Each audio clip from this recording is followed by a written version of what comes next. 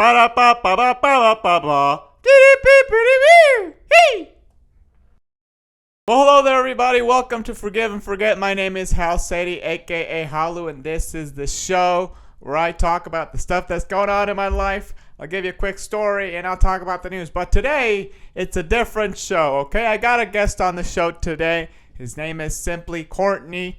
He is a comedian, rapper, and other stuff. Like, he does a lot of stuff, so you'll find out in the episode.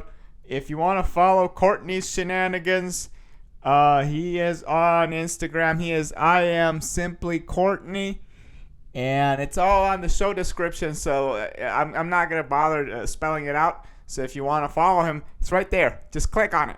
And then he's on Twitter. He's also Symply Courtney. It's all with a Y. So Symply. That's how he spells Symply Courtney. He's got a reason for it. And Courtney is just the same as Courtney. But there you go. So he also has some shows that are coming up. Please pay attention at the end if you want to go and watch those. They're at the end. I'm sorry. I apologize, Courtney. I apologize to you, fellow listeners. But there you go. So welcome Courtney to the show, everybody. All right, so you guys, I got a great comedian with me. His name is Symply Courtney, and that is two Y's, right? Yep. So Symply. Okay. And then Courtney, normal spelling of Courtney. Okay. All right. So welcome to the show, man. Thank you for having me. Why am I sitting like this? Yeah, you're good, dude. So There's a dog by my feet. So I want to make sure I'm more comfortable. I'm trying to make sure the dog is comfortable. Move around. He'll move around. Well, I'm trying to make sure the dog's more comfortable than I am. I'm going to sit like this so Hannibal stays comfortable. Don't worry about it. Just move the chair. He'll move if you need to. No, that's fine. You know what? I will do that. Because I don't want this to look awkward on camera. Yeah, you don't want to be like twisting your back or anything Hannibal, like that. I love you, buddy. But I have size 14. I'm trying to avoid 14? your tail. Size 14. Oh, man. You're a tall fella, dude. I am. I don't even know if I'm in frame. Let me scoot over to where you have me framed. Let me see. I'll check. I did the age thing. You're good. So from 10 all the way up until 14, I was whatever age I was. That was the size shoe I wore. What? And now my son is tracking to do the same thing. How old's your son? He's 12. He's and 12, he wears so he's 12. already 12, dude. He's already He's on his way to 12 and a half. I think right now I think he's 12 and a half already. Yeah. And I mean, he is 12 and a half. And so he turns in September. And so I was like, by the time he turns 13, he'll probably be wearing a 13 as well. And I'm just like, dude. All right, dude. My mom told me, said, when you hit 14, after 14, you're on your own. And luckily by then I started kind of working and I start saving up money buying my own shoes. But yeah, 14s. Damn, dude. The 14, like, how hard is it to get those? It's difficult because now it's this weird thing where I don't know if it's more common or what, but I know that online, the first sizes to go are 12s, 13s, and 14s from what I saw. Obviously, 8s and 10s are the normal. But it's like whenever I see stuff advertised, 14s are always like the next thing that's like gone. Really? So I don't know if it's more difficult because maybe there's more stylish big people out there, or if maybe shoes are just doing that by making smaller quantities to jack up the price or what. Yeah. But it does become hard for me to find stuff that I specifically like in 14s. Yeah. I lived that life as a kid. As a teenager, I would go into the store and I would see the size 14 in I called it the Bigfoot bastard section. And I would go there and I'd be like, this color sucks, this color sucks, this color sucks. And so I would have to buy like something with fuchsia, neon, and burgundy on one shoe. And then I'd have to match the clothing to the shoe after I bought it. But yeah, it's not the funnest thing in the world. But at the same time, I've learned to be malleable. That whenever I buy a shoe, I will find the clothes that match the shoe, or I'll just say screw it and not match. Yeah, because I mean, you know, we're grown now. You can just not match. Yeah, you don't have to match everything. Matter. That color, I don't see that color. You know, it's like, doesn't it have orange on it? Who cares? I'm not dressing to the orange. I'm dressed to the black. My shoe fits. I don't care. Mm-hmm. That's crazy, dude. So your son's 12. You have a daughter as well. I have a daughter. She's 14. 14. Oh, so she she's doesn't older. wear the 14 though. Okay. She stopped at 10. Thank God. Yeah, she stopped at 10. She's good. 10 still pretty big. Pretty big. My wife has 10, like size 10 feet. They're pretty big. Dude, okay, so the last two women I've dated both wore size 10s. And I'm like, I didn't know that. No disrespect. I didn't know women's feet got that big. Like I thought women's feet were like, you know, them stick. But yeah, like, they're no, typically 10. petite, but hey, man, corn-fed ladies or something Dude, like that, you know? Size 10, man. Size 10 is shopping for them is interesting because you're looking at the shoe and you're like, this is considered big. Well, for me, I'm looking at this is considered big. Then I put it next to my foot. I'm like, oh, my feet are really big. I forget. Like, I think that my height, and I'm only 6'3", so I'm not that much from the ground. Only is I know, right? It's understatement. Like, I look down and I'm like, my feet aren't that big. Or I'll go to the store and I'll see a shoe sitting on like a display thing. Mm-hmm. I'm like, dang, that shoe's humongous. And I got a call. Sorry. No, you're good. They're going to leave a message too. And so I freaking look at the shoe up here and I'm like, that's humongous. Then I put it down next to my foot and it just shrinks as it gets closer and closer. Then it's like a size either one above mine or below mine. Yeah. And I was like, oh, that's my shoe. I have a big foot. But I mean, your feet are proportional to your size. Thank you. Yeah. I wondered always. I always wonder sometimes if people are looking at me going, look at this giant footed person. But I was like, I feel like I carry it all well. So. No, dude, like it's fine. Did you ever feel like misproportion at some point in your life? I always feel like I had a small head compared to my body. Yeah. I actually just had a thought before I left the house when I was getting ready to come out here. And I saw like pictures of myself before I grew my hair out, before I grew my mane out. Mm-hmm. My mane. And I was like, man, I had like one of those bodies like a freaking I don't know what the characters are called off of so it's Mario. Yeah. And I don't know if they're the Koopas or what, but like they're the big old lumbering dudes. They're not Koopas. What are those? They're the movie anyways. So the movie. Yeah, the little mushroom thing. I don't know. Is it the brown with the... No. So it's just, these are big lizard things. Maybe they were Koopas. I don't know. Oh. I mean, they're walking around like this here, and they had like snake heads or something like that. It could be Koopas. I haven't watched the movie, so I it don't wasn't know. that good. This is the oldest movie, not the like the one, like the live action one. Yes, okay. Yes. I think John Leguizamo. Yeah, Leguizamo and the Italian dude. I forgot the other guy's name, but right. None of us know his name, but we know he was in the movie. Mario. Yeah, like when we see him, we know it was Mario. Not Joe Pesci. You know, like that's it. That's the only reference we have for that guy. Yeah, but it's been a long time since I watched that, but do I remember anything from that movie? I don't think I remember anything from that movie. I remember those characters, and that's literally it. I mean, no offense, it wasn't that great of a movie. I didn't think so. I just watched something where it talked about all the video game movies are all bad. Yeah. And I remember I swore up and down that the Mortal Kombat, the first one, was good. And I think I watched pieces of it, and I was like, oh, God, it was bad. Yeah. Like, the animation was bad. The story was really bad. And they said typically game to movies adaptations are never good. And I was like, nah, Street Fighter. Yeah. Watched it. It was horrible. Bad. It was bad, but I loved it. I loved Jean-Claude Van Damme as a Guile. I was like, oh, this is the coolest thing ever. Do a backflip, because that Sonic Boom thing he did was the coolest thing ever, but it was all bad. Yeah, they're getting better. The one thing that I've seen that's really good compared to the game is, like, have you seen The Last of Us? No, I haven't. What is that? And that's the Survivor game or something like that? Yeah, so it's like a zombie sort of thing, but it's it's kind of like a pandemic that went on, and then these creatures become like kind of zombies because of a mushroom. But the thing is, like, they made it like a series. It's not a movie. So that's why they really stuck to the actual So it's a little better probably because they have some time to like dive into stuff and like you've played the game, I would imagine? Yeah, I played the game. Yeah. How accurate are they towards from series to game? It's very very very close. accurate. Yeah, it's very close. Okay. So maybe that helps. I think that's why it's really good. Because sometimes they have to cut certain things or they have to embellish certain things to make the movie work. Like, excuse me, I watched the most recent Mortal Kombat. I can never say it. Mortal Kombat. Mortal Kombat. And I remember there were certain things that they had to add in. Yeah. And I was like, why did they do that? Like, they could have literally just made the movie about the tournament. Yeah. And we'd have been totally fine. Yeah. We don't need a love interest. We don't need a familial plot. Just make it about, Earth's Mightiest Warriors. But then again, that was the first one. So they couldn't redo that entire first one, which I think they could have. But it was one of those things that I've seen it where they will add things in to make it movie-esque. And I'm just like, stop. Like, just make the movie about them fighting. Like, literally you could have made that movie and had 5 fights between the characters. People would have loved it. We'd have watched that. Yeah. Or make it the tournament thing where one guy's fighting, he moves up, fights another one, then there's a girl at the top, he beats a girl, then he has to fight Shao Kahn. We're good. Yeah, that would have been great. I'd watch that as a movie. I haven't seen the last one that came out like 4 years ago or something like that. Was that any good? I didn't like it. I thought it was crap because of literally what I just described with the whole them making it into like him having a love interest, trying to save his daughter and his wife, and then he's Scorpion's distant relative, and he has his power is that he grows a goofy skin over himself and uses the beat man sticks. I don't even know what this whole thing was about. Okay. His power sucked.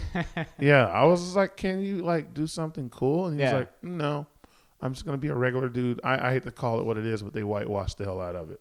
They really did. They really whitewashed it. And I was like, dude, that needs to be an Asian dude. Yeah. I need that to be like a legit Asian dude. I don't need him to be ambiguous. I need him to be straight up Asian dude and do some Asian dude stuff. I'm going to be messed up for a second. I don't need him doing white boy stuff. I need him to be doing flips and using nunchucks and whatever's in Mortal Kombat. They do, Shoot some fire out your butt, man. I don't want you to come up here being a regular person. I mean, it's a crazy game to begin with. That's so what I'm like. Make the movie crazy. Fatality. Pull somebody's head out.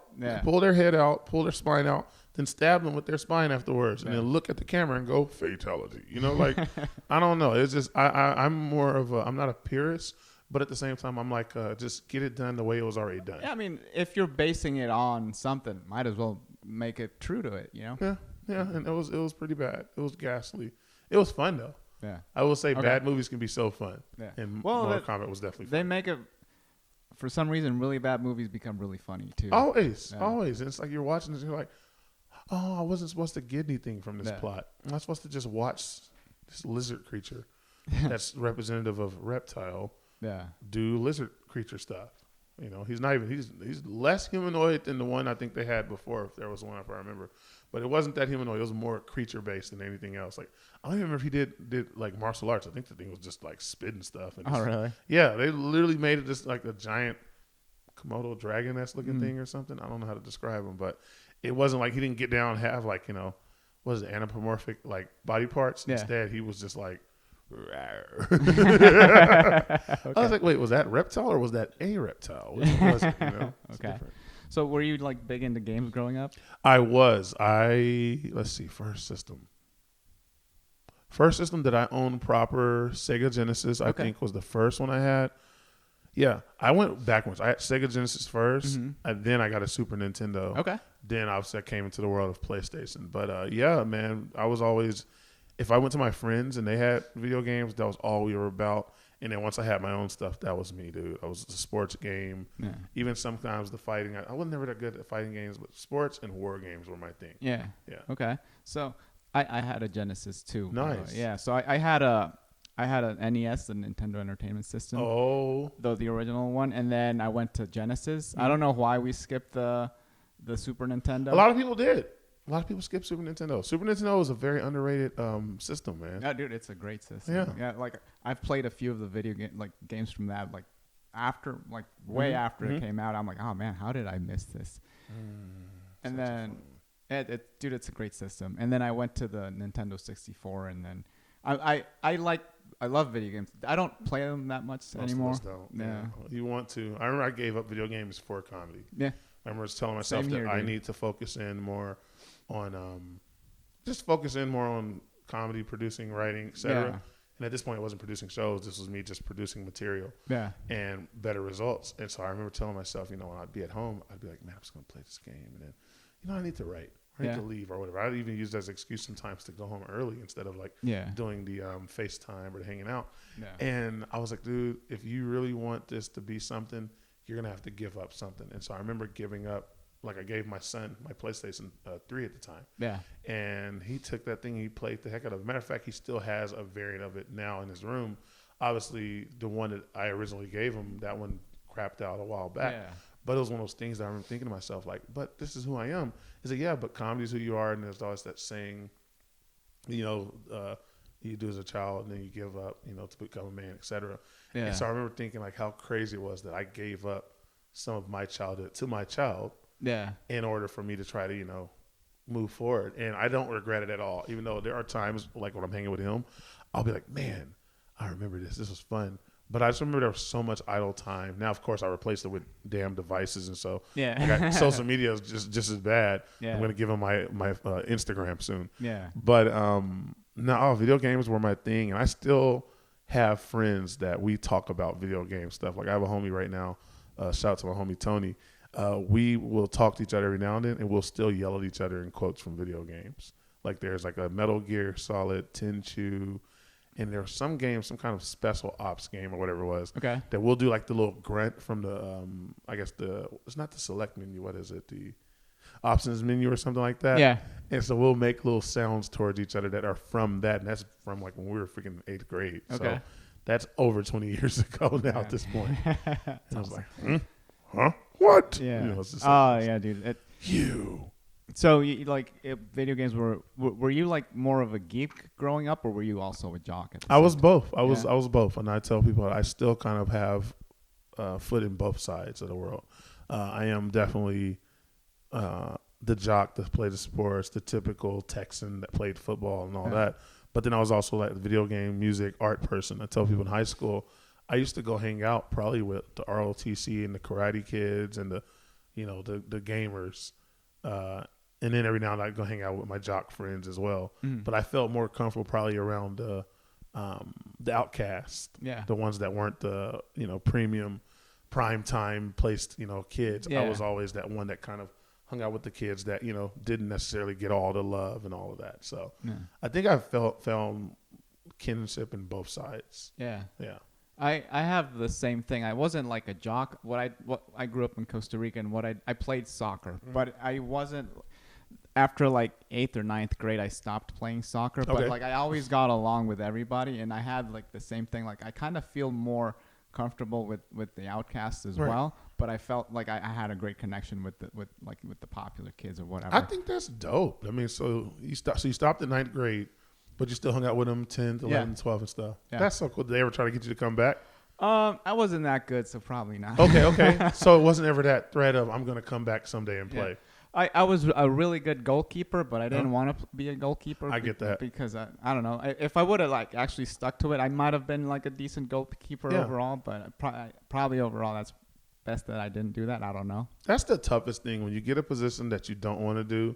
And I know that a lot of times people probably want to be the forward or the striker, I guess. Yeah, you want to be the star, dude. Yeah, so. I get it. And it's tough because nobody wants to be the fullback. Nobody wants to be the goalkeeper that just sits there. It's like, I think every sport has that version. Like I think baseball, the catcher, football, definitely anything on the line because that was me. I was on the line.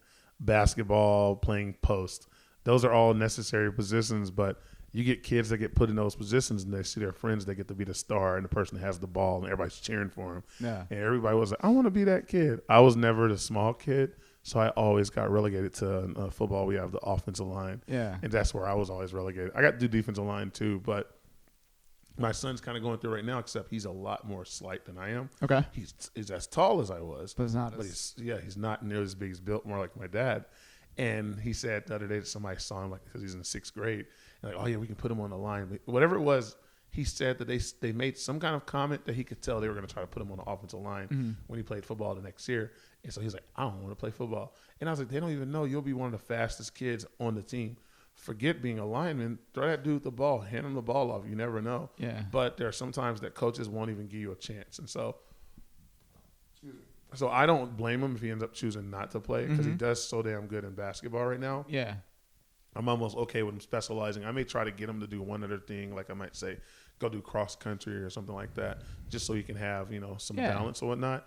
But yeah, it comes a time where what everybody else sees for you isn't what you want to do. Yeah. And so I get it. So they're trying to put you at goalkeeper the whole time. Yeah. So I played like a fullback in soccer, which is like the wing at the defense. So I played that, which you can still get to attack a little bit. Very rare though. Yeah. And I used to coach in ref, so I know what you're talking about. Okay, so you know very well. So I played that, and then they didn't force me to be a goalkeeper, but I knew I was really good at it. So like when we would like have like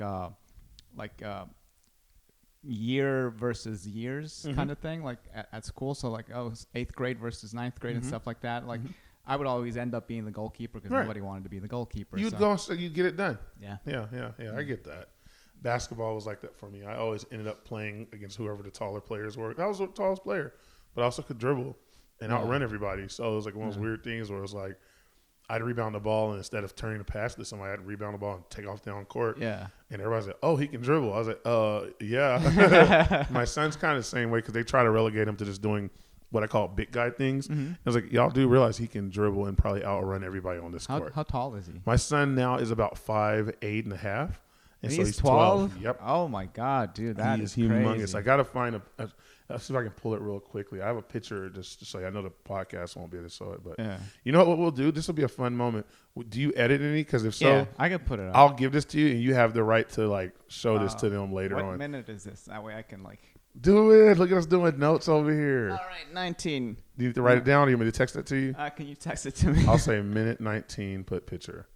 This is fun. See, you can tell I've done a few of these now. Put picture. It just takes me forever to do it. Puncture? That's not the word we're looking for. That's all right. I'll understand. All right. So, yeah, this is him with his teammates, believe it or not. First of all, the kid he's guarding is absolutely small as hell. Yeah. But to be honest with you, everybody's small in this picture, right? Yeah, dude. They're But so tiny. there you go. So that's him with the blonde hair in the back. Oh wow. That's his dude. coach standing next to him. He's almost as tall as the coach. Yep. And then here is, I think this is a better picture. There you go. So he's standing by his teammates. All of those kids around him are his teammates. Damn. Yeah. Dude, he is huge. Yep. And he's one of the younger guys on the team too. That's Really? the crazy part. Is he like a early in the year kind of kid? Yep. Well, he's a September baby. So he is one of those that like all these in 6th grade. If we were doing like basketball, because it goes by the end of the school year, or I guess the beginning of the school year, so either August, September, October, and so forth, those kids can either play down or they can play up. And so, like for instance, he's 12. I guess when he was 11, he could have played with that 10U group, and now that he's 12, he can actually play up in the 13 group, or he can stay with his 12 group. So it's one of those things that it'll be interesting as he gets a little older, as far as how he gets slotted. But he's still like. I mean, dude, there's pictures we're looking, and he was like a foot taller than some of the kids. Whoa, dude, that's crazy. Yeah. So he's 12, and your daughter, does she play any sports and stuff? She doesn't play anything, and she's still slightly taller than he is. Really? Yeah, I think it's one of those weird things. I feel like he's passed or he's caught her. Yeah. But like they wear different clothes and different shoes and stuff. And so she played kickball for a brief period, but she was not the athletic one. She's my music person. And she's more of the intellectual. Okay, so she's got your creative side. He's got your athletic side. She does. He has a good amount of creativity in him as well with the music stuff, and like just the way that he conceptualizes things. Mm-hmm. But Simone, I always tell people, my daughter, that's the funniest person I know. Really? Because there's a way that she looks at the world, and it's just like, how are you 14? Like I make the joke all the time with my friends, like, dude. If my daughter was older, I would smoke with her. Like that's who she is. She's so cool, man.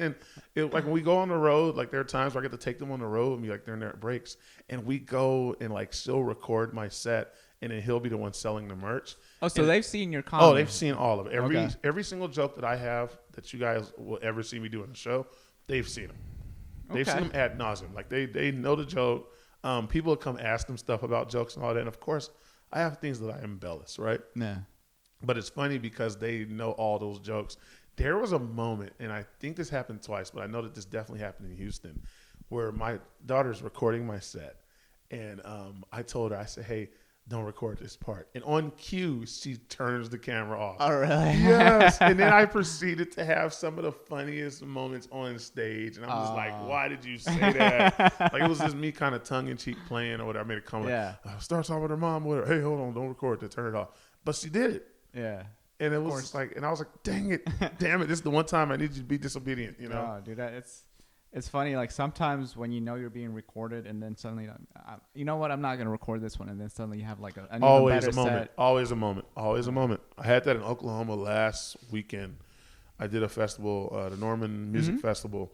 And I keep trying to reach for this dang chair. In my peripheral, it's right there. I brace myself when I talk. Norman Music Festival up in Norman. Shout out to Christella and, man, I'm not going to say their names. I mispronounce people's names. Shout out to my people that held me down up there. Anyways, I did a theater, dude. And when I got up, I was like the second act. Mm-hmm. So the first act went up there and there weren't too many people in the audience. So my brain was like, well, dang, this video is going to look bad. I don't think I want to record that. And I wasn't worried about my set, but I was like, I don't want to record half empty theater. Mm-hmm. And during my set, I'm up there for 20 minutes and I'm really getting them. And people are filing in left and right during my set because they're hearing laughter. And as people are hearing laughter outside, they're like, oh, what's going on? They're coming in droves. And by the time I was nearly complete, it was a good little crowd in there. And I'm thinking, I had a great set. Yeah. I had a lot of little one-of-one moments. I talked about seeing a girl on a Ferris wheel by herself while it was raining. And I was like, I've been sad, but I've never been sit on a Ferris wheel by myself while it's raining sad. And when I say by myself, I mean the entire Ferris wheel was empty. Okay. Nobody on there except her. Wow. And I remember talking about that, and that was a great moment. That I talked about how I ran into this cop right when I showed up. I was looking for the theater. I was lost, and this little black dude on a bike in his cop uniform shows me where to go, and I invited him to come to the show. Yeah. Well, he showed up to the show. Oh, really? Yeah. So I spent like probably the first few moments of my set talking about because it was like a 420 friendly festival as well, and I was like, "This is crazy, Norman. Y'all are very progressive here. Y'all's criminals are white, but y'all's cops are black." And and so I talk about that, and that gets him on my side instantly. And I just remember I would describe, he's a little guy, and he's on a bike, and he's black. My brain didn't compute. I was like, it's like some weird dystopian future or something, And so I described that, and then it ends up happening where he comes in during my set, and I see him, and I was like, dude, that's the guy. And so everybody gets to hear, see the person I just talked about. So I bring him on stage. We had this great moment. And I was like, I should have recorded all of that. And I recorded none of it. Because I had perfect positioning. I had tripods, all that stuff. But because of my ego was like, oh, I don't want to record till I have empty theater. Because then people are like, well, I was like, record everything. Yeah, dude, that's a good lesson right there. I've had the same lesson in the sense I'm not going to record this. And then when I don't record, it's like, oh, now I don't have evidence of the thing that I actually did great at. So yeah, two. I had such a fun time. That was one of my favorite sets ever. And it was me just kind of being loose. And it was one of those weird things where you kind of go in and you're feeling good.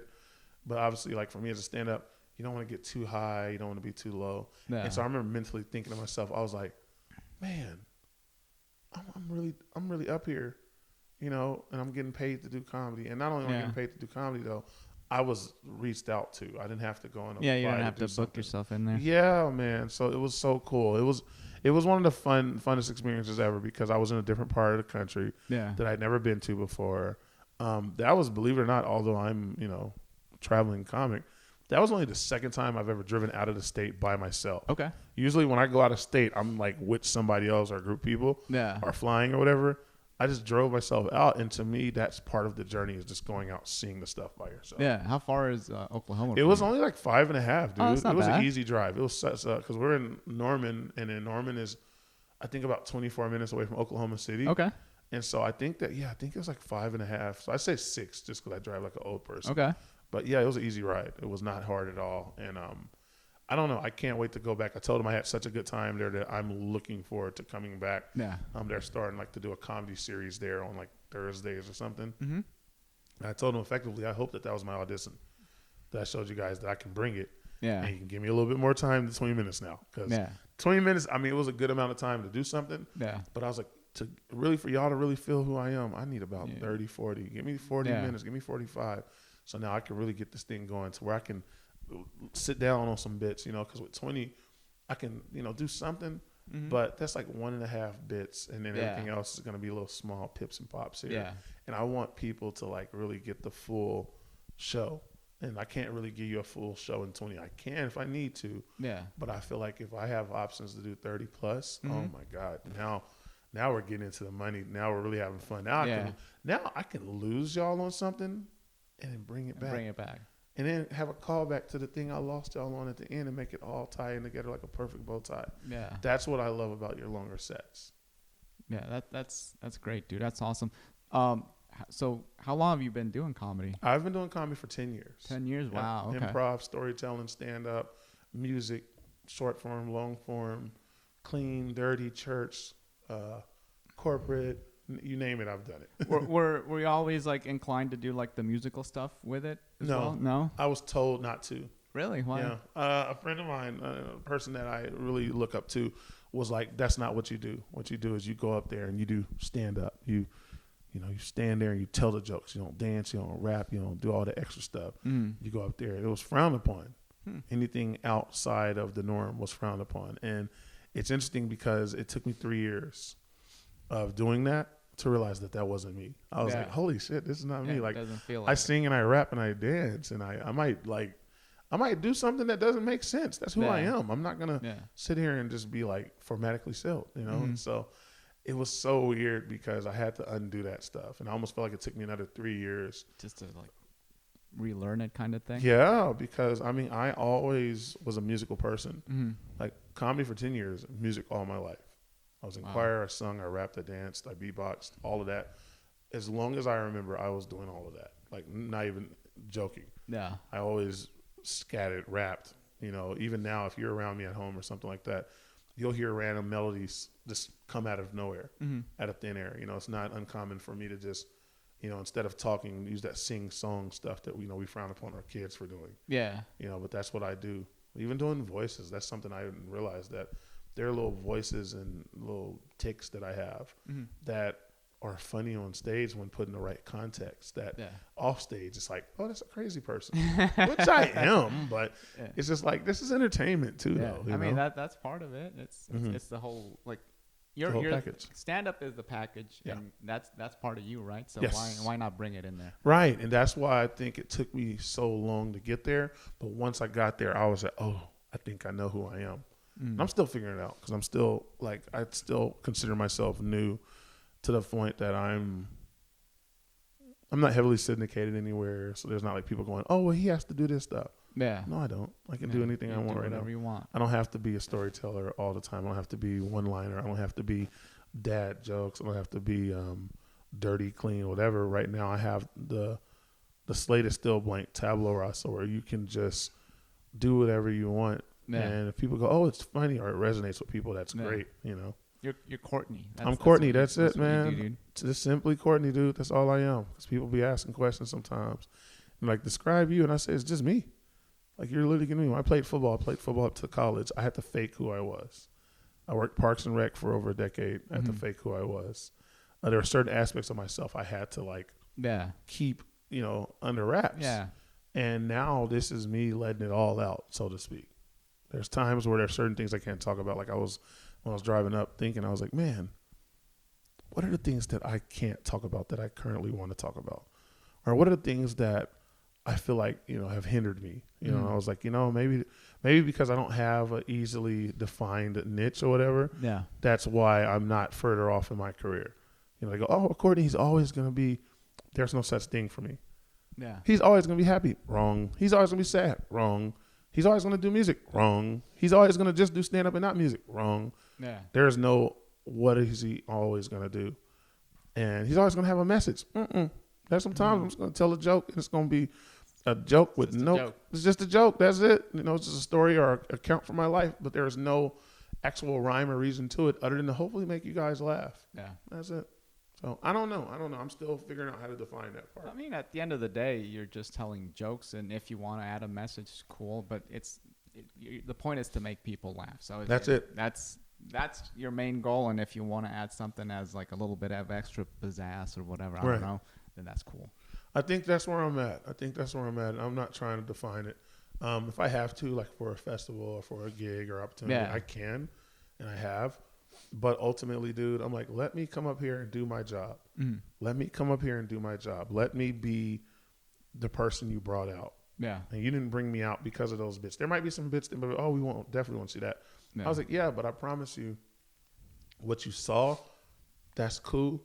But there's stuff that you haven't seen that's going to be great. You know, so that's one of the reasons why I love comedy so much, because you play sports, there's a ceiling to that. There's only so much you're allowed to do. Like you're playing keeper.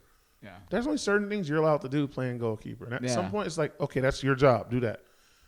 Me playing basketball or playing football, there's only certain things I could do at my position.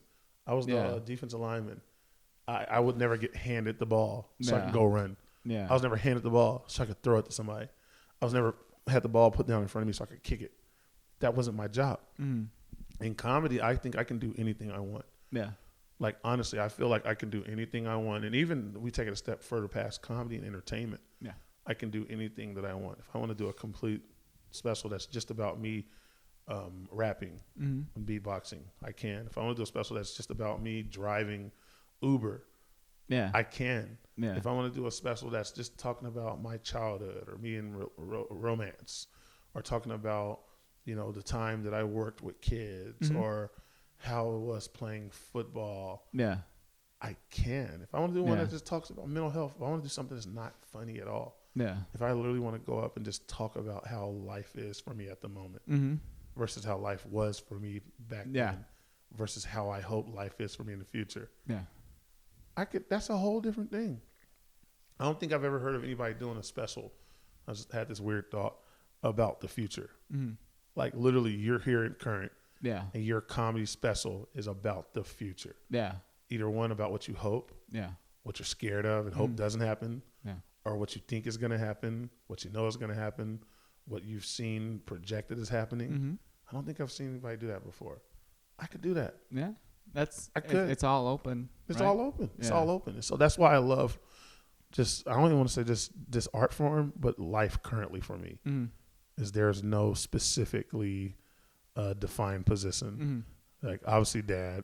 Yeah. Obviously, I think that's it. So I could quit comedy right now. I could quit comedy right now. That's the one thing I tell people all the time is that I don't have to do anything. Yeah, the moment you're not having fun, it's like, And I love it, though. I love it. That's why I'm here. And I mean, I've done this for 10 years.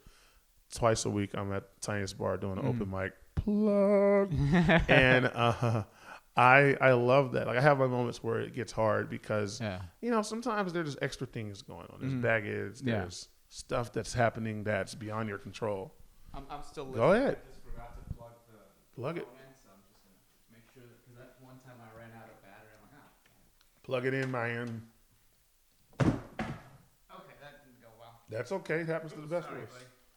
He's like, what the hell was that? My tail. I did not plan this. Maybe you know what? Hey, how's it going? I shouldn't be on the screen right now. You have an extension cord? If not, I can run to the car. No, it's good. What am I doing? Figuring out where the quickest plug to get to. Where's the plug? Should be there, where? I kept it from hitting the floor. My job is to keep it from hitting the floor. That is horrible planning, man. I'm sorry. You're back in frame. This is part of the process, man. Part of the process. You're my first Austin guest. So. Yay! You know what? I'll just plug in. You hear that, Hannibal Bastard? I'm the first Austin guest. Alrighty, man. I'm sorry about that. So first Austin guest, and so you're a Texas guy, right? Yep. Where in Texas did you grow up? Austin. Oh, you're actually from Austin?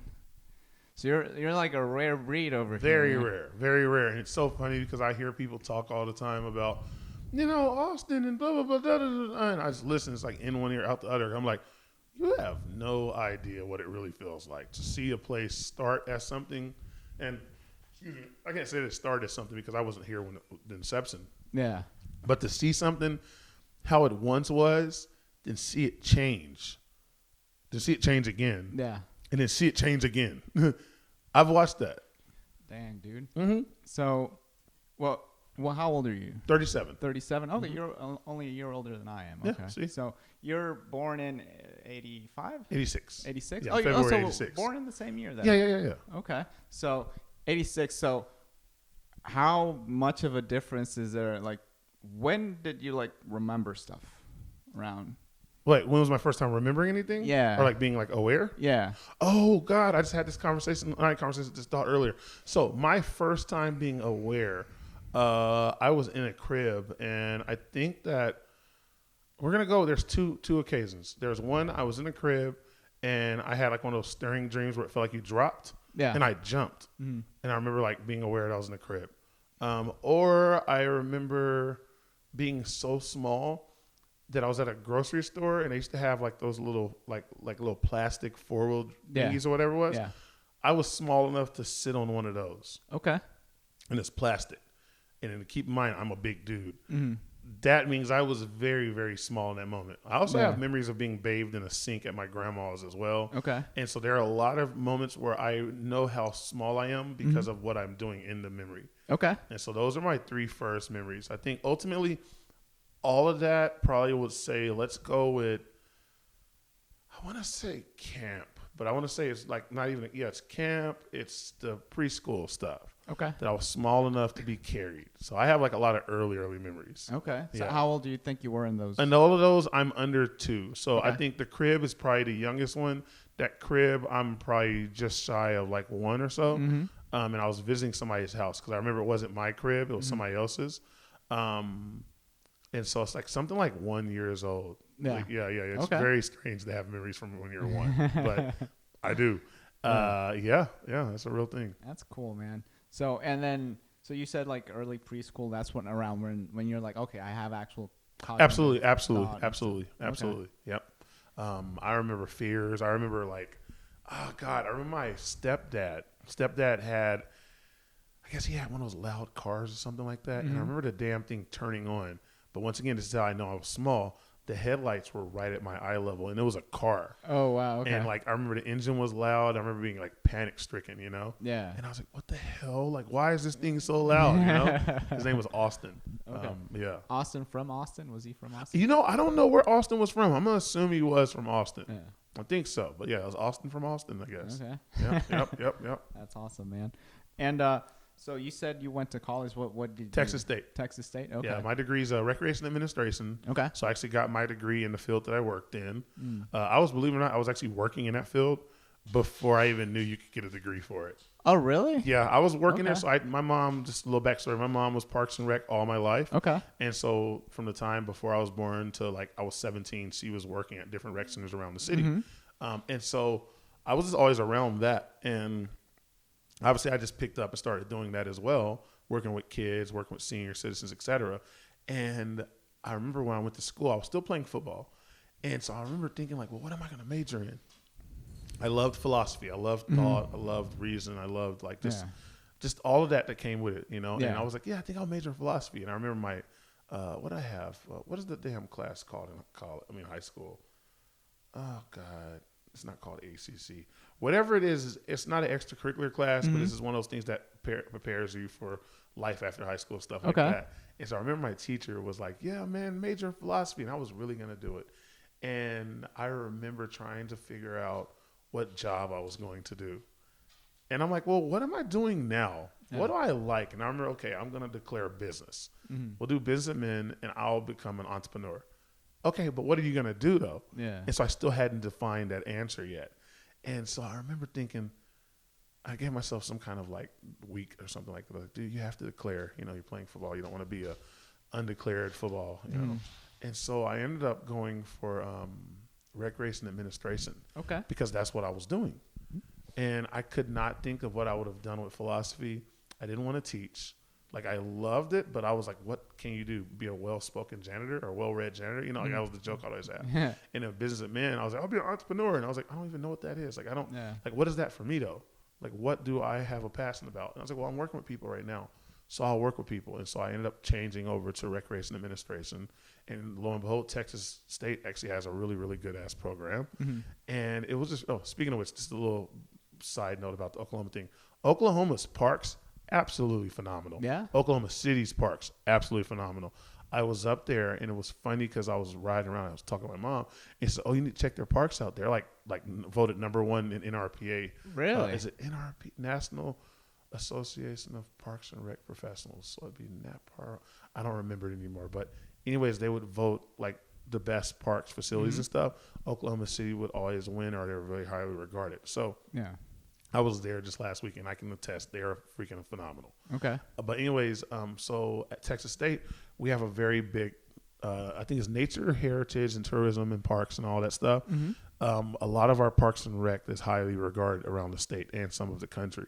So I was there, and I was just like, well, it's only right that I do the damn thing I've been doing. Yeah. And I just, see how high I can go up progressing with it, which wasn't hard, wasn't high. I hit that ceiling kind of quick, and I was just like, well, damn, what do I do now? And comedy came along, and I was like, well, put all our eggs in comedy. I did 10 years working Parks and Rec, and now I'm here telling jokes. And now the funny thing is, for me, as of 2020, I'm using my degree in a whole nother manner because now I'm producing shows and putting on events for people. Yeah. And a lot of that planning background that I developed working Parks and Rec is literally what I use to do comedy. Oh, that's awesome. Yep. That's awesome. Yeah. So when you were doing like the park stuff, was it like, did you always have a thought of like, oh, I want to do comedy, or was it something that just like you were saying like, oh, it's just like that just showed up? It just showed up. I was always funny. I actually had one of my kids was actually at my show last night. Mm-hmm. Yeah, I had a show last night, and I walk up and I tell him I can recognize y'all from a mile away. He had longer hair, facial hair, and he was older. And I was like, Bobby, and I like puts his hair back, and he said, Mr. Courtney. I was like, yep. And so I remember I was always funny. I was always funny in life, but I was funny in Parks and Rec. But it wasn't the thought until I remember when I was married. I remember sitting at one of my classes. It was one of those big old theater classes, and I was like, man, I'm compelled to get in front of these people and speak. Yeah. I want to do something. What is it? What do you want to do? I want to maybe tell a joke. But I remember thinking, like, what fucking joke would you tell? And I don't have a joke that you tell. And I just remember thinking, like, it's such a powerful moment when, like, the professor says something, asks a question, or you have a question, you raise your hand, they call on you. Yeah. That entire room is listening to you. Yeah. I remember thinking, like, I want that. Like, in my own little self-centered mind, I was like, I don't know what, but I want that. You know, it's 300 people in here. When I'm answering a question, I could say something funny and see if I can get them to laugh. I always wanted to do it, but I never did it because I never had the balls to. And then there was times, too, where when everybody would come in before the professor would get ready, we'd all be sitting in there, and everybody would just be facing the same direction. And I knew, I was like, dude, I want to go down there and do something. I don't know what, though. And so I had that thought. I never mentioned it to anybody. It was just a little weird thought I had. Okay. But I remember when I was working parks, I had a little activity that required the kids to go up and tell jokes. I didn't get a chance to really like convince them, like my staff, they couldn't convince the kids to go up. And I was like, well, I'll just go up and do some stuff. Yeah. And so I just jumped up and started like goofing around, telling goofy half-ass jokes and playing around with the kids. But I did it so much that the kids would eventually feel compelled to want to go up now. Oh, nice. And then that's how we got the activity started. And so that became actually the way from week to week that we got that particular activity started. Oh, that's cool. Yeah, because at this point I was the coordinator. I was no longer in the room. And so for them, they would come down and get me from my office so I could get up and essentially jumpstart that activity. And so I remember laughing because one day I'm talking about it, I'm doing the stuff, and then afterwards one of my staff members was like, dude, you're funny. You should consider doing open mic comedy or try it like stand up. And I was like, what is that? Like I had no idea what that was. Okay. So I looked it up, man, and I remember being like, I'm funny. I said, go try this out. Somebody else seen it for me. Let me try it out.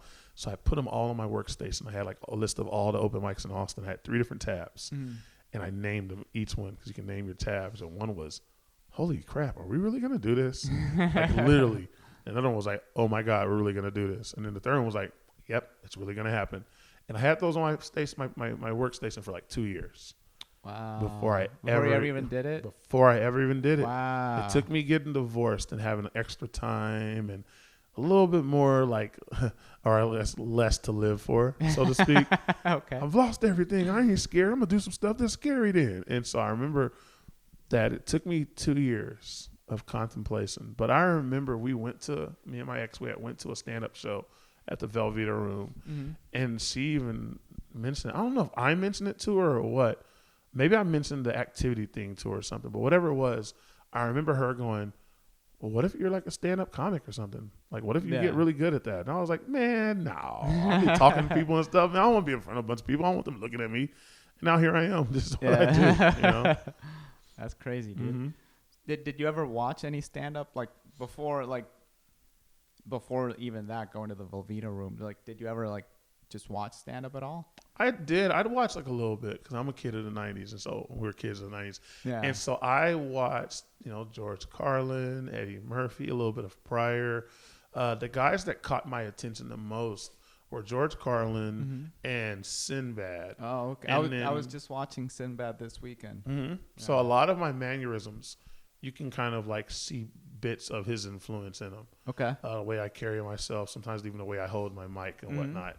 John Leguizamo is a person that's a very unsung hero, I think, for a lot of people in the comedy world, because he was for me, the first person I ever seen do a one-man show. Okay. And rock it. When he did The Freak, that was that was me not even wanting to be a comic. That was just me seeing something and wanting to watch it and not look away. Yeah. Every time it came on, because back then it came on. Yeah, just the TV. You couldn't plan it. It was this is what's next. Mm-hmm. And I would watch, man. I'd watch, and I remember going, I can't look away. Yeah. I don't know what he's doing, but it's amazing, you know. And it was the first time, because other than that, I had late night television, or most people would just stand there and be static. Yeah. Hey, you know, and he was like dancing. He would hold his body in a certain way, turn his face. The music, the lights would change, and you felt like whatever it is he wanted you to see, you saw it. And I've always held him in just such high regard because of that. And so I told people, you know, I watched late night television, and they would say they're going to do something, and they would just be sitting there at the desk talking to you. Yeah. And I was like, this is boring as hell. But then I watched him, and it was like, that's magic. To me, I told people that was what magic looked like for me. Okay. As a 10-year-old kid or 9-year-old kid, however old I was at the time, I think I was probably 8 or 10, 8 or 9, 10, whatever. That was magic. I watched that little man produce magic, and it was just like you're watching, and it's like, wow. He was dancing and stuff. Yeah. That's what I think is, if I ultimately look to see what I could become, it's something like that. Okay. Yeah. Okay, that's pretty interesting. I would, if you wouldn't have told me that, I wouldn't like, because I've never seen John Leguizamo other than like in movies. Right. So I know he has like a couple of one-man shows and stuff like that, but I've never seen them. So I wouldn't be able to tell you, oh, I can see where you get that influence from. So that's just, now I'm gonna look into him. The Freak, yeah, look up The Freak. It's on HBO. It was on HBO. I'm pretty sure you'll be able to find it somewhere, but it was interesting. Okay. He's describing stuff from his life, and he's doing all the characters, and it was fun. It was vibrant. It was wild. It was risque. It's probably cancelable now. You know, it's probably something that'll get you canceled now. But for the time, dude, it was groundbreaking. It was revolutionary. It was wow. That's the only way I could describe it, as wow. That when I watched, it didn't matter if I've seen it the first time or the 100th time. Yeah. I watched the entire damn thing, and I loved it. Yeah. You know? Yeah. That's pretty cool, man. I'll look into him, because I just started watching Sinbad last week, and I've only he's awesome, man. Like the only reference I had from Sinbad was a Different World. Have you ever seen that show? That's the only like time I ever saw him. Yeah. So that's like my only reference. So I was watching the Afro Bell Bottom something. I forgot the name of the special, but dude, it was amazing. I'm like, cool. Man, I didn't know he was that big of a comedian either. So it was crazy to watch, because you know, he's like so funny, but at the same time, like he's just free doing whatever he's doing. And he's such a pure soul. Yeah. That when you're watching him on stage, you're watching somebody be them. Yeah. You're watching them be him, and obviously I don't know him personally, but it feels like when he's up there, you know who he is. There's a lot of comics right now. It's no disrespect, but we don't know who you guys are when y'all get off stage. Yeah. Or when you're on stage. And for me, I'm like, I want you to know who I am when I come off stage. Yeah. I want you to feel like you know me. I want you to come up and talk to me like a regular person. I don't want you to be scared. I want you to be like, that thing you talked about, because then I get to come up and go, you think that was crazy? This is what really happened. Wait, what? Your son was really 1 when that happened? Oh, my son was barely 1 when the duck tried to kill him. What? He was, in the story, for y'all, he's like 7, 8, and it's cute. He can talk. Yeah. He couldn't talk. All I know is that he didn't drop the damn bread. When he didn't drop the bread, the damn goose was like, I'm finna murder you for not dropping the bread for my damn friends. Hell. And I remember looking like, I gotta kick this motherfucker. Like, I don't, that's the story that you get when you talk to people off stage. That's what I try to tell a lot of comics, is when you get done, don't immediately run away. Even these open mics, which I get the open mics, is people be in a hurry to get to where they're going. But if you stay around, 1, you get to build an audience that way. And then 2, you may find something about your material, or your story, or your joke, or your that bit you didn't even know. That you didn't even know, because somebody can just ask you a question, and all of a sudden you start talking. They're like, "Well, why did you kick at it?" I kicked at it because it was by my foot. Well, why'd you kick at it? I kicked at it because I thought it was gonna bite my son. Well, why'd you kick at it? I kicked at it because it snapped at my dick, and I thought it was about to bite my dick off. I might have to have another son. You know, like it was like all those questions they bring about heightened. We're gonna call it heightening. And if you don't have those introspective conversations or thoughts within yourself, you miss out. on so much. so much, dude. And so that's why I love when people come Yeah. to me and talk to me afterwards. Yeah. That goose bit, no lie. Every time I've told it, somebody has come up to me with a story about something: a chicken, a hawk, a rooster, a goose, a duck, whatever, a swan, trying to attack them. Dang. Everybody's come up with a story. And so I love telling that on stage. That's crazy, dude. That's awesome, man. Mhm. So, and sec. That was you or me? That's me. That's Okay. I was so. like, shut up. I just gotta keep an eye on stuff just in case. So, dang, dude. So, John Leguizamo, Sinbad, and is there one like those are mostly your influences? You would say. Okay. I mean, there's influence all over the board. You know, there's little things that I like about everybody. I mean, there's things I like about Chris Rock. There are things I like about Dave Chappelle. There are things I like by Eddie Murphy. Yeah. There are things I like about Joan Rivers. There are things that I like about Whoopi Goldberg. The list goes on and on. For me, I try my best to be who I am. Mm-hmm. And so you guys get to see a lot of me. That's why I Yeah. carry myself the way I do. Yeah. Dude, if I want to talk about some political shit, I'm going to talk about some political shit that day. Yeah. If I want to talk about a race, I'm going to talk a lot about the race stuff. If I want to talk about my kids, I'm talking about my kids. If I want to rap, Yeah. I'm going to rap. If I want to beatbox, if I want to say, hey, person, give me a word. All right, you give me this word. You give me this word. And I got 3 things going on at the same time. I'm going to do that. If I literally want to tell a joke, pause my joke, talk about what's in the audience right now. Talk about who's in the audience. Talk about some weird thing that I saw. Yeah. Have fun with that. And then come back to that damn joke. That's Yeah. what I am. Yeah. Hell, I may not come back to the joke. Yeah. The thing I might say might be so damn funny. I'm like, shit, I did my job. I already got the light. I'm done. Yeah. What about the joke you said you're going to do? Come see me next time. Yeah. I'll finish that later. I'll finish it when they bring me back. Yeah. Tell them to book me again so I can come back and finish that joke. That's awesome, man. Mm-hmm. When did you start rapping? That's what I'm saying, dude. As soon as I could talk. As soon as you could talk? As soon as I could talk. Rapping, and, you know, I would listen to music and stuff. I remember one of the first songs I ever rapped in front of somebody was Tupac's Gangster Party or Snoop Dogg's Ain't Nothing But a Gangster Party, like something like that. I rapped in front of my cousin. But I always rapped and beatboxed to myself Okay. religiously. When I was by myself, I was doing that. I played the drums in church, and so I was always like, there's always beats in my head. Like right now, there's beats in my head. Boop, Yeah. boop, boop, boop, boop, boop, boop, you know. But as far as rapping, yeah, I always rapped. The comedy rap thing, I don't know where that came from.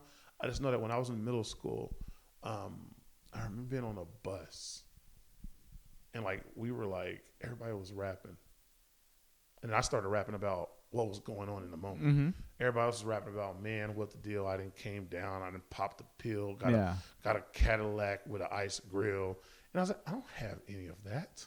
Yeah. But you know what I have? I'm sitting on the bus. We don't have no dang seat belts between us. If we have a wreck, we probably gonna hit our head on the ceiling, break our neck, and the bus driver gonna get in trouble, but our parents gonna get a check. Like, that was the way that I rapped. I rapped about what I saw. Okay. I didn't rap about, you know, this opulence that I didn't know about. I rapped about what was in front of me. Yeah. But then I also rapped about funny stuff. So I told stories first, then I started making it funny. I remember being at a party, and I don't know where it came from, but I asked people, I said, yo, throw me a word. I say, throw me a word. I said, hey, throw me a word, throw me a word. And I started rapping around the word, but I made it into this goofy story. I made it into not even a goofy story. I made it into like it was almost like jokes, but it was all rhymed and it sounded good. Yeah. And I remember doing that, and I was like, that was cool. Like, I had that party rocking. And so that became a thing that I would do at house parties. Never did it on stage, but people were laughing. I remember some of the hardest laughs I'd see humans do from something I said would be me just rapping. Okay. And I would always know when to drop the punchline. Like somehow, you know, the beat would be bump, bump, bump, bump, bump, bump, bump, bump, bump. His head fell off. Bam! You know, just little stuff like that. And so that was my thing. Then one day I remember going, dog, fuck that. I'm going to beatbox on stage. And I had to make a reason because the way I worked, I used to have to have a reason for anything. Yeah. So I remember the idea was, okay, I'm going to do quotes. So I had this weird idea of talking about my childhood on how when I was a kid, I didn't have I couldn't change the channel. So I would always listen through my wall or through the door to what my parents or my sister and stuff was watching. And it would be either Coming to America, White Man Can't Jump, or Lion King was the only things that played in my house. And so I remember Coming to America, I beatboxed different quotes from the movie, or I'd beatbox like different moments from the movie, and then I would make it all flow together. Okay. And so that was my excuse to beatbox on stage. And so like I could do a little example because we're talking about it. I'm like, I need to show a little bit of it. So we'll do Lion King. We're gonna do Coming to America, and then we'll finish it with Forrest Gump. Okay. So it'd be something like, have you seen those 3 movies? Yes. Okay, cool. All So great it'd be like, movies. she's your quick, can't sit here, can't wait to get king, something like that. And so I,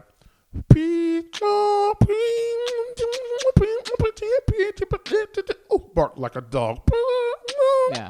So something like that. I feel weird right now because I'm staring at you doing that, and I'm like, I don't know if I'm spitting at you or not, or spitting your microphone. I don't want to do that, good. but I would do something like that.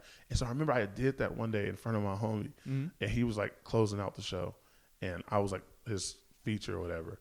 And I'll never forget when I was done. I went all in. I'm doing every note in the basses, all of that. And he was like, I don't know what the fuck that was, but that was awesome. It was the first time I think I ever heard him give me a compliment on stage. Oh, really? Yeah. So I was like, we in now. 3 years is over with now. We into that. That's who we are now. And so because of that, I started doing a little bit more of that on stage. But then I learned, I was like, bro, you ain't got to have no damn reason to beatbox. Let's do it. Yeah. So I started playing with the audience. And I have a little game I play every now and then now where I'll just ask them to give me words, and I'll beatbox the words. So I'm not having to rap quotes and stuff because that's hard to do because you got to remember the damn quote. Yeah. Whereas instead, I can beatbox and make something fun around, which is more close to that rapping thing that I used to do. Yeah. And then you see the looper on Tuesdays.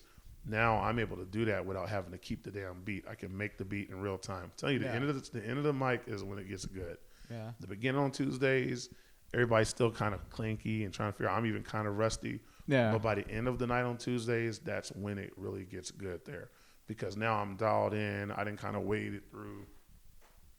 He's good. He's good. I don't want to wait. Like I didn't wade it through all the people they got their nerves and they're trying to hurry up and get up so they can make the other mics.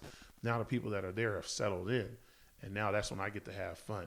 So I get to take that 5-channel recorder looper and make a beat. And then by the time I'm done, I get to rap over that. So That's cool, dude. Yeah, 'cause I've always enjoyed when you do that. Thank sort you. of stuff. That's because you don't make it funny every time, but sometimes it's hilarious, and then sometimes it's just really good. I know. It's so crazy when I hear people do that. This is my insecurities come in. People, it's just good. And I'm like, oh my God, I'm good. But it's like, Courtney, accept that you're good. This is something you do. This is when enough people tell you you're doing something good. Yeah, you have to accept it. You got to take it in because sometimes people do it. And I'm like, they're just saying it because they want to be nice. And I was like, I think sometimes people just tell you what they feel because they don't have to say anything. Yeah, it's at least on my end. Like, I'd rather not say anything than say something. Like, if I'm telling you something, it's because I mean it. And I know some people, they don't work like that. But like for me at least, like I can tell you, dude, like your stuff, it's great. So, and thank you. And like I know sometimes I feel like. Sometimes, like, you know, when I'm trying stuff out at a mic, I'm like, I don't know if this is good or not. Yeah. And then someone comes to me, I'm like, oh, that was good. I'm like, most of the time I'll be like, okay, thank you. I'll take it in. But then other times, like, oh, you're just telling me that because you're trying to be nice or whatever. Right. But it's like, I do feel like for the most part, people are telling you because they actually mean it. Like, it's just a lot easier not to say anything. It really is. They don't have to. Yeah. Like in this world. It's so weird that we overthink so much. Like I overthink. I'm a classic overthinker. Yeah. And that's good and bad. Yeah. The good thing is I'm hyper aware. And so when I'm on stage, this person moves an inch, I see it. Yeah. That person yawns, I see it. This person picks their phone up for a second, I see it. This person looks at their phone watch. Yeah. The future, their phone watch. I'm like, get off your phone. Yeah. In 2020, we were looking at stuff through phones. Now we're in person. Enjoy it. You know, but that's like a good thing for me. But then it's a detriment because I overthink stuff so much that when I do something that I could have 100 people tell me I did good. Yeah. And then if one person says something like, I know. I know exactly what you mean. Yeah. But thank you for that. I'm really, like I said, I'm learning to, one, accept those compliments, but two, to incorporate that performance into my regular shows, because that's the hardest thing for me right now, is that I can rely on my material, which is a good thing. Yeah. I can rely on my material so hard that there's like a whole aspect of me that you may not see in an hour show. In an hour show. Yeah. I'm literally talking about being on stage for an hour, and I'll be then like, you don't even bring that up. I don't even bring it out, and so I'm trying to make it to where I want people to get so much from me that even if you don't like it, it's not saying I want everybody to like me, but I want people to come up and have a different favorite part. That's my favorite thing. Yeah. It happens every once in a while. Usually there's one thing everybody, oh, we love that. But I love when somebody comes up and they surprise me with what their favorite part of my show was. Like, as if my brain's like, dude, I really love that. And my brain's already like 5 steps ahead, like, oh, you really like the goat joke. Like, yeah. No, I like the part where you talked about your kids. Wait, what? Yeah. Oh, man, I like the crowd interaction you had. Yeah. I like that thing when you talking about your son getting attacked by the goose. Man, listen, fucking swines are assholes. I like the part when you started beatboxing. Yeah. You know what? Me and my wife, we came here. We saw you on YouTube. We actually had words to suggest to you.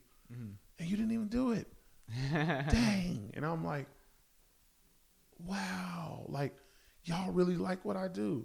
Yeah. And that's the most amazing thing to me, is just like that people care about what I do. Yeah. And this is stuff that I was worried about doing in front of people. Yeah. And now people come to expect it. You know what's crazy? When you worry the most about something is usually when you actually need to do. That's the thing I need to do. Yeah. And I'd always get mad because I don't want people to give me the whole, oh, you're not funny as a comic. You're only funny as a beatboxer. Or you're just a beatboxer. He beatboxes, and I'd get mad about that. And I'll say, well, you know what? Screw you. I'm not going to beatbox now. I'm just going to tell jokes. I'm going to kill it telling jokes. And it's like, dude, you can kill it telling jokes and you can kill it beatboxing. Give them a little bit of both. Yeah. And then the stuff that people like, I get the compliment all the time with the rapping thing. They're like, dude, like one dude said it before, and a few others said it. If I could rap like that, I would never even tell jokes. And I'll be like, hey, man, but I like doing both. And the other day I thought about it. I said, well, maybe I should just start just rapping only. But I was like, no, because there's a part of you that'd be held behind closed doors. Yeah. And this whole thing is about me releasing all of that. Yeah. I spent so much time holding things in that I was like, oh, I don't want to be judged because of this or judged because of that. It was like, no. The full breadth of my human experience and existence is that I beatbox when I want to beatbox. I sing when I want to sing. I dance. I rap. I tell these stories that can be funny or these stories that can be tragic. I do all of that. And the reason why I do all of that is because that's who I am. Yeah. If you talk to me, I'm whatever it is that I'm at that moment. Oh my God, Courtney, you're talking about relationships. You're in Morris right now. Yeah. Oh my God, you're talking about a past person that passed on. You're longing right now. You're grieving. Yeah. Or you're mad about something that you maybe let slip away. Oh man, you're remorseful, or you're all those things are part of my human experience. And so I hope to bring those on stage. Yeah. And I try, to perform in such a way that allows me to step away when I need to. But then there's little moments where I can let a little bit of realism through, because that's the new version of me now, is that I can be going through the worst, the lowest of lows, and I can go on stage and perform and you wouldn't know it until one part. Yeah. Maybe the beginning, maybe the middle, maybe the end. Maybe it's after the show and you're talking to me. Yeah. And I'm like, shit, my girlfriend broke up with me 2 hours ago. Yeah. But I was just on stage with y'all for 45 minutes and we had a great time. Yeah. So that's the evolution. This is where we're at. This is Courtney at 37, 10 years in the year 2023. Who knows what next year or 2033 holds, Yeah. So I'm having fun in the moment. In the moment, I'm having fun. I'm rapping, I'm beatboxing. I got plans to do these little quirky things that I feel like represent who I am. But I also have no plans on scaling back anytime soon. Now, producing shows, that's a whole other thing in itself. Yeah. Can we just breathe for a second? Producing shows and open mics and then finding shows for people that are visiting. I'm just like, I didn't ask for that. I just want to tell jokes. Yeah. Can I just tell jokes and get paid for that part? That's it. That's all I want to do. This other stuff, y'all can keep that. But that's who I am in 2020 as well now. 2023, but starting 2020 is I'm producing opportunities for people now too. And that's the part that I wasn't ready for. Yeah. Yeah. All right. I get that. When I lived in Utah, like I produced a show simply because I just wanted to get on stage and there wasn't anything going on. So I get it. I didn't do it as like the scale you're doing. How many shows do you produce? 5. 5? Like per month? Damn, dude, that's a lot. Because are we counting the open mic or not counting the open mic? Oh, whatever you want. Count the open mic because I go through hell for those open mics. I hope you understand. No, Like, dude, I mean, it's twice a month, twice a week. Twice a week. Yeah. So it's twice a week. Let's count them real quick. Tuesday, Thursday, Wednesday, the other Thursday one because there's 2 Thursday shows now, or open mic Thursday show, and then there is. Did I say 5 already? I think so. Yeah, that's what it is. Damn, I just dude. spit that off the top of my head. I'm losing one, but it's getting replaced by 2 other shows. Dude, that's crazy. That's a lot of work because like Yeah. hosting a mic is a lot of work, and then you do 2 every week, which is a lot of that's a lot of work. How far are you from like the bar? Is it like you got to go a long way? Oh, when I live? No. So I'm southeast. I am, let's say 20 minutes. Okay. On a good day, I'm 20 minutes away. So that's not that bad. bad, But yeah. it's one of those that if I left my equipment at the house, I'd much rather call somebody to come bring something to me than go back because Yeah. 7 o'clock traffic is Yeah, god no, awful it here. gets crazy. There's no reason.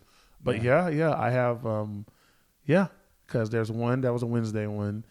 That one, I think we finish out at the end of this month. I don't know when this comes out, but the end of this month of May. May, yeah. Okay, the end of this month in May, that one will be done. But then it gets replaced by an apartment storytelling show and I guess there's going to be I'm probably going to do like a second Saturday of the second Friday. It's written down. Anyway, I read a really great quote before I came over here. I think it was Einstein that said, "Don't memorize stuff that you can read in a book or look up in a book." Yeah. And I was just like, That's great. that's it. Because my tablet, like you see, my stuff's never too far from me. When I put Yeah. the dates in there, I forget it because Yeah. I got more stuff that needs to be in there. Yeah. So, anyways, forgive me. It's either Friday or Saturday, Okay. but it's gonna be like the second Friday or second Saturday of the month. There's a room now I'm gonna be producing in San Antonio, Okay. and so that's kind of a hop, skip, and a jump away. But it's a market that I've long wanted to get into. That's a big market, I think, It and is. it's very. I would say it's like underappreciated. Underutilized, Yeah. definitely. And there's like a good amount of shows that are already there. Shout out to all the people that produce shows there. I just want to bring something and add to it. I honestly want to take my music stuff and do something there with that because there's a great room. I think it's called Black Potion. And it was a room that when I first performed there, I was like, oh my God, I want to come back now. Yeah. And so me and Josh, we've talked and he was like, yeah, man, let's try to do something. And so I was like, you know what? Let's do it. And so then when I lost this one room, I mean, literally, I lose stuff and they always Yeah, you get something like twice. It's like I'll lose one thing and then 2 things replace it. that's awesome. And it's so funny because I was like, is this what I want? So I told him we'll go kind of trial. I usually do everything in 6s. And so I go on a little tour in July. So I was telling him we're going to do this June. And I guess, no, it'll be May. No, it's June. We'll do something in June. We're going to take a break in July. And then when I get back in August, Yeah. we'll go full tilt into it. Okay. Yeah. That's awesome, man. And anything you want to plug? Tiniest Bar in Texas every Tuesday and every Thursday. We have an open mic there. Pretty much 8 o'clock Tuesday and Thursday at Tiniest Bar. There's always something cool, comedy and music going on. When does this come out? Comes out next Monday. Oh, I got one. All right. Funniest Moms in the World. Stand-up comedy show featuring all moms. Okay. All moms. It's going to be at the Tiniest Bar in Texas. The last Tuesday of every month, we do some kind of special event show. Okay. This one will be in honor of Mother's Day, which is happening this weekend. We're going to have a comedy show that's full of moms, the funniest moms in the world. Okay. Comedy show. Dads, don't be mad because then the following month we'll have funniest dads in the world comedy show. Okay. All dads doing comedy. But yeah, my mom's actually going to do this mom Oh, show. really? Yes, That's sir. awesome, dude. Yes, sir. Has she done comedy before? She's done it lightly. Like, she brought me up. I used to host a comedy show at a gun store. Long story Okay. short, I used to host a comedy show at a gun store for like 3 years. And she brought me up one time. And her part of bringing me up was she got to tell some jokes. She got 3 minutes. Oh, that's cool. And so she did her 3 minutes, and it was great. Then she proceeded to try to get into a fight with the headliner at the end of the show. Okay. So she was banned from comedy. My mom was banned from comedy for a while. I brought her back to the damn See Funny comedy show. She got to watch. And I said, let's see if I could put her on the stage. So she's gonna have 6 minutes. So I feel like That's cool. That was like almost 10 years ago. So she's have about 6 minutes now. Nice. So we're gonna see what happens. Nice. Fingers crossed. That's awesome, man. Yeah, she's excited. She says 6 minutes. I just got 6 minutes. And I was gonna try to steal her some time from her. I said, 5. She said, well, it's gonna take me about 3 minutes to get going. I was like, oh God, she's one of those. But yeah, man, it's gonna be dope. It's gonna be really dope. I have some really cool comics that are gonna either one come to town or some comics that are already here that I want to showcase on a bigger level and give them more time to perform in front of a good audience. Because that last show we didn't get to do last month because of the rain. Yeah. I'm gonna bring that back sometime in the summer. I'm so excited because that room it has its own little frequency, and I don't know why, but it keeps going. Okay. Because I've looked at it, I was like, how are you gonna do this damn comedy outside and there's bus and stuff driving by? Yeah. But it's just there's something to it, between the food trucks, the bar, the crazy people that walk by. There's something magical about that space, and so I'm forever grateful that it has survived as long as it has. Because I think when I first got it, took the guy 2 months to get me in there. He asked me to do it. And I was like, nah, I'm good. I'm good. I don't want to host nothing weekly because I was only doing Thursdays. Yeah. I was like, nah, I want to keep my Thursdays open to myself. Yeah. And then before you know it, I was there. And then Thursday turned into Tuesday. And then obviously I ended up with a Wednesday. And I had 3 days out of the week that I was like chained down somewhere. But it's cool because now I have such a good support group. And anytime I need a break, I can get them to come in. Yeah, and it's wonderful. And I don't take that for granted at all. Anybody that has helped me out during those time periods that I had hardships going on, I've always had people able to step up and have my back. So, love it. That's it right there. Tiniest Bar in Texas. I don't have anything else I can promote because all of my stuff, I don't know off the top of my head. And I'd have to pull my calendar out. And I'll say, just look me up on what's your social? I am Symply Courtney. That's on Instagram, or you can look up Symply Courtney on Twitter, or you can look me up. Still hasn't done the website yet. I have a website that is like 3 years old, but I still have not published yet, so I'm not even going to try to do it now. But simplyhaha.com is up and running. That's where you can find all of the shows that I produce. Okay. Simplyhaha.com, or you can look up Simply Haha on Instagram. We're always producing shows, and so we have our weekly open mics, and we also have our weekly shows that pop up too. Nice. That's awesome, man. Thanks for coming on, dude. Thank you for having me, dude. Look at these dogs just down here laying down, taking cat naps. Yeah. They for some reason, they've been extra. Well, he's pretty clingy, but she's been extra clingy today. I don't know why. That's all right. Yeah, I like it. Need you a little bit more than normal. Yeah. So I was like, I wonder if they know company's coming. They just want to hang out. So I don't know. They did good. They were really good. I don't think we heard a single noise from either one of them. So I think you can give them an A+. Yeah, they did. You also get all the treats. All the treats. You used to get all the treats today and all the snuggles. They sleep in the bed with you, or no? I did not want to do that because I respect that. I knew they were gonna get really big, and yeah, dude, I can't have stuff on me. I feel that. It's like that's not you. Yeah. So they're caged, or they have their own little beds. No, they have their beds. So there's like a guest room that she sleeps on the bed there, and then he's got like a futon sort of thing. Well, good. Yeah, and then there's a bed somewhere over there. That's all right. They live in life, man. They look like they're very well taken care of. As soon as I came in, they greeted me and said, okay. Yeah. Good.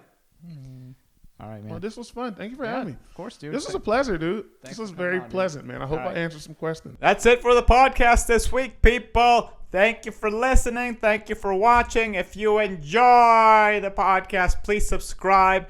And if you want to follow my shenanigans on the line, I am at Khalu2 on Instagram and Twitter, KHALU2, the number 2, KHALU2.